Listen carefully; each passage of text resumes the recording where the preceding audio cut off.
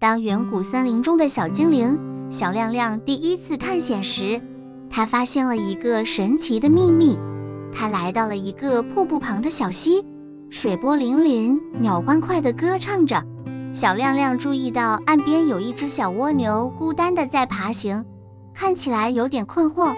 小亮亮走上前，轻声问道：嗨，小蜗牛，你需要帮助吗？小蜗牛抬起头来，小心翼翼地回答：哦，你好，我迷路了，不知道怎么回到家。小亮亮微笑着说：别担心，我可以帮你找到回家的路。他们一起开始探索，穿过茂密的树丛和泥泞的小径。小亮亮提醒着小蜗牛要小心，不要摔倒，并告诉他关于森林中其他有趣的生物和美丽的花朵。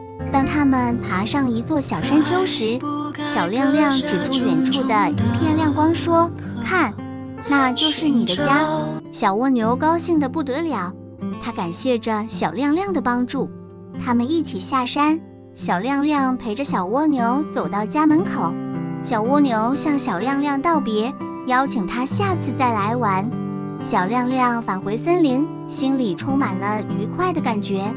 他明白了帮助别人的重要性，也体会到友谊的美好。他决定继续探险，寻找更多需要帮助的生物，并与他们分享自己的喜悦。在他的冒险旅程中，小亮亮遇到了一只被草丛缠住的小松鼠，一只悲伤的小鸟找不到它的巢穴，还有一只迷路的小兔子。每次小亮亮都乐意伸出援手，带领他们找到回家的路。小亮亮的善良和勇敢感染了整个森林，动物们也学习互相帮助和关心。他们开始在一起举办小型聚会，分享他们的故事和冒险经历。森林中的友谊和和谐氛围让每个生物都感到温暖和安心。一天，小亮亮发现了一个困境更大的问题：森林中的小溪突然乾涸了。他知道这是一个需要全体动物共同努力的挑战。小亮亮召集了动物们开会，提出了一个想法：大家一起找寻其他水源，或者找出方法来保存现有的水。你可以刷到我，寻找水源，有的去湖泊，有的去探索地底水源。